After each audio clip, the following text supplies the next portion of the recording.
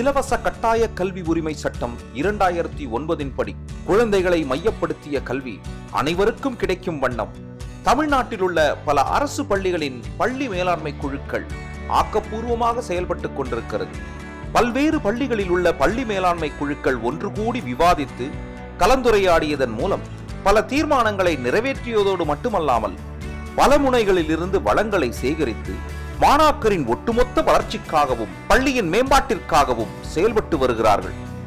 அப்படி ஒரு பள்ளிதான் சென்னை MMDA பகுதியில் உள்ள CMS 1 என்று அழைக்கப்படும் சென்னை நடுநிலைப் பள்ளி. மாதத்தில் ஒரு நாள் கடைசி வெள்ளிக்கிழமை, ஸோ அன்றைக்கி தான் வந்து SMC மீட்டிங் போட சொல்லி நமக்கு அனௌன்ஸ் பண்ணியிருக்காங்க கவர்மெண்ட் மூலமாக. அது மாதிரி தான் நாங்கள் பண்ணிட்டு இருந்தோம். அப்புறம் நாங்கள் என்ன பண்ணுவோம், அது மட்டும் இல்லாமல் மற்ற நாட்களையும் கூடுவோம்.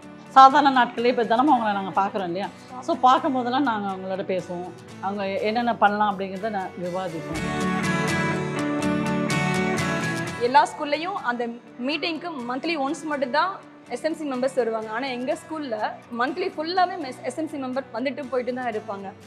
தீர்மானம் அப்படின்றது அன்னைக்கு நாங்கள் கண்டிப்பாக போட்டாகணுன்றதால எது இம்பார்ட்டண்டான தீர்மானமோ அன்னைக்கு போடுவோம். மற்றபடி டெய்லியுமே எங்களுக்கு என்ன தேவை இருக்குது, நாங்கள் என்ன பண்ண போகிறோம், நாங்கள் என்ன பண்ணிட்டு இருக்கோன்றதை டெய்லியுமே நாங்கள் தீர்மானம் ஏற்றிட்டு இருப்போம். பல்வேறுபட்ட தேவைகள் மற்றும் பிரச்சனைகள் குறித்து விவாதித்து கடந்த 2 ஆண்டுகளில் 100க்கும் மேற்பட்ட தீர்மானங்களை நிறைவேற்றியுள்ளனர். அதில் 56 தீர்மானங்களுக்கு தீர்வும் கண்டுள்ளனர். அதை அனைத்தையும் செயலியில் பதிவேற்றமும் செய்திருக்கிறார்கள்.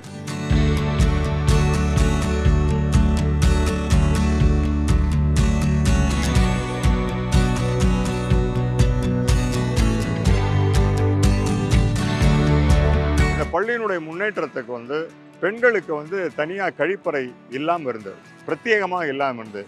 அது கல்வி மேலாண்மை குழுவில் தான் அது பரிந்துரை செய்து ஒரு சமூக நல அமைப்பு ஒன்று அப்ரோச் பண்ணி, இப்போ இந்த பின்னாடி போய் பார்த்தீங்கன்னாக்கா ஒரு 5 கழிவறை இருக்கும், கழிப்பறை.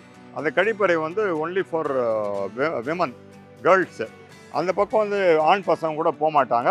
அது நல்லா நீட்டாக அவங்க மெயின்டைன் பண்ணுறாங்க. இதெல்லாம் பள்ளி மேலாண்மை குழு மூலமாக பரிந்துரை செய்யப்பட்டு நடைமுறைக்கு கொண்டு வரப்பட்ட திட்டங்கள்.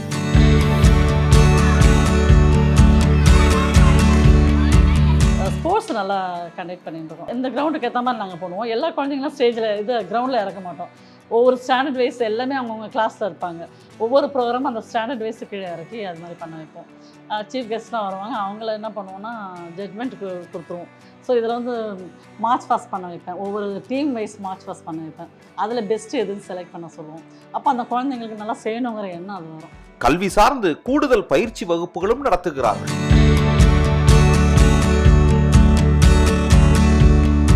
விளையாட்டு பயிற்சிகளும் கலை இலக்கிய பயிற்சிகளும் இங்குள்ள மாணவர்களுக்கு சிறப்பு பயிற்சிகளாக வழங்கப்படுகிறது. கொரோனா பீரியடுக்கு அப்புறம் நமக்கு கடகடன்னு 1000 நியரஸ்ட்டு ஸ்ட்ரென்த்து வந்துடுச்சு. அப்போ நாங்கள் டீச்சர்ஸ் ரொம்ப கம்மியாக இருந்தோம், 15 டீச்சர்ஸ் தான் இருப்போம். Student nearest 1000. எங்களால் மேனேஜே பண்ண முடியாது. அப்போ எங்களுக்கு காட் கிஃப்ட் மாதிரி வந்தவங்க தான் இந்த SMC. அவ்வளோ பிள்ளைங்களுக்கும் நம்ம மதியம் நூன் மில்ஸ் கொடுக்கும்போது ரொம்ப நாங்கள் கஷ்டப்படுவோம். அப்போ அவங்க ஹெல்ப் பண்ணுவாங்க.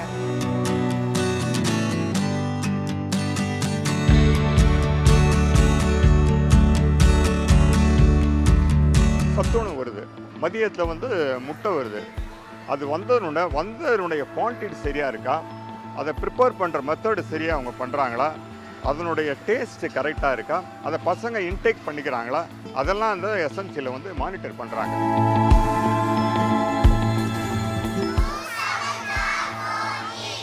ஒரு பொண்ணு ரொம்ப நல்லா ஸ்கூலுக்கு வராமல் இருந்தால் டீச்சர்ஸ் சொன்னதுனால அவங்கள போயிட்டு நாங்கள் பார்த்து அவங்கள பேசி வீட்லேயும் கன்வின்ஸ் பண்ணி அந்த பிள்ளைகளை தொடர்ந்து வர வச்சோம். அவங்க இப்போ 7th முடிச்சு இப்போ 8th போயிட்டாங்க.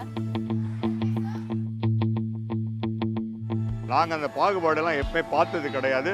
எங்களுடைய நோக்கம், ஒரே நோக்கம், இந்த பள்ளியில் இருக்கக்கூடிய மாணவர்கள் சிறப்பான மாணவர்களாக இதிலேருந்து போகும்போது ஒரு சிறந்த மனிதனாக வாழ்வதற்குண்டான தகுதியோடு அவன் வெளியில் போகணுன்ற எண்ணம் மட்டும்தான் எங்களுக்கு இருக்கும். இதில் அரசியல் என்பதற்கு வாய்ப்பே கிடையாது. நாங்கள் எந்த கட்சியை சேர்ந்தாலும் வரவேற்றுன்னு தான் இருக்கோம். எங்கள் அரசியல்லாம் நாங்கள் பேசுகிறதே கிடையாது பெருசாக. இப்போ நம்ம சார்கிட்ட சொல்லியிருக்கோம், அதை நிறைவேற்றி தரேன்னு சொல்லியிருக்காரு. அப்போ அந்த தீர்மானம் நமக்கு நிறைவேற்றப்பட்டது. ஓகேவா? இதை செய்துவிட முடியும் என்ற நம்பிக்கையோடு தான் தீர்மானங்களை எடுக்கிறார்கள். எடுக்கும் தீர்மானங்களை செயல் வடிவமாக்கியும் காட்டுகிறார்கள். இந்த பள்ளி மேலாண்மை குழு என்பது குழு மனப்பான்மையோடு ஓரணியாக ஒன்றிணைந்து செயல்படுகிறார்கள். மாணவர் நன்மையில் அக்கறை கொண்டு இவர்கள் எடுக்கும் ஒவ்வொரு முயற்சியும் நம்மை வியக்க வைப்பதோடு மட்டுமல்லாமல் ஊக்கமடையவும் வைக்கும் என்பதில் எந்த சந்தேகமும் இல்லை. தொடரட்டும் இவர்களின் ஆக்கப்பூர்வமான பணிகள். பெற்றோர்கள், முன்னாள் மாணவர்கள், அரசு பள்ளிகள் நடக்க இருக்க மறு கட்டமைப்புக்கான கூட்டத்தில் பங்கேற்று சிறப்பாக செயல்பட்டு அரசு பள்ளிகளை செம்மையாக்கி மாணவர்கள் சேர்க்கை அதிகரிக்கணும்னு உங்களை அன்போடு அழைக்கிறேன். பள்ளி மேலாண்மை குழுக்களை வலுப்படுத்துவோம், பள்ளிகளை பலப்படுத்துவோம். நம் பள்ளி நம் பெருமை. அன்பான பெற்றோர்களே, பள்ளி மேலாண்மை குழு அறிமுக கூட்டத்தில் கலந்து கொண்டதற்கு நன்றி.